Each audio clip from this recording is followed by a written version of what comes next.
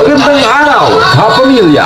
Magmadali na dahil ang pinakahihintay nating long weekend at Holy Week Subasasil ay narito na sa ML Rosario located at Poblacion, Rosario, Batangas ngayong March 29 to April 12, 2025. Kaya't ano pang hinihintay mo?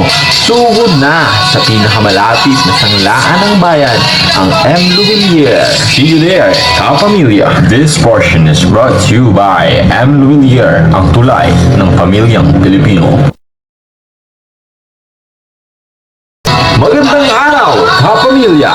Magmadali na dahil ang pinakahihintay nating long weekend at Holy Week Subasasil ay narito na sa ML Rosario located at Poblacion, Rosario, Batangas ngayong March 29 to April 12, 2025. Kaya't ano pang hinihintay mo?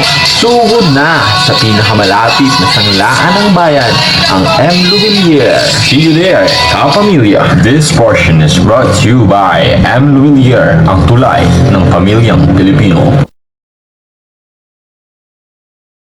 Magandang araw, kapamilya!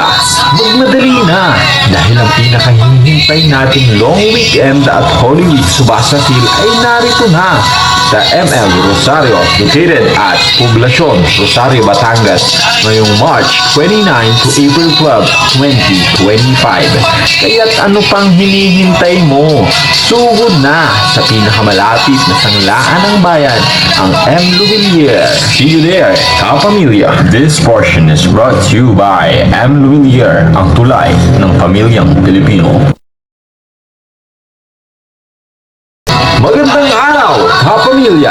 Magmadali na dahil ang pinakahihintay nating long weekend at Holy Week Subasasil ay narito na sa ML Rosario located at Poblacion, Rosario, Batangas ngayong March 29 to April 12, 2025. Kaya't ano pang hinihintay mo? Sugod na sa pinakamalapit na sanglaan ng bayan, ang M. Luvillier. See you there, kapamilya! This portion is brought to you by M. Luvillier, ang tulay ng pamilyang Pilipino.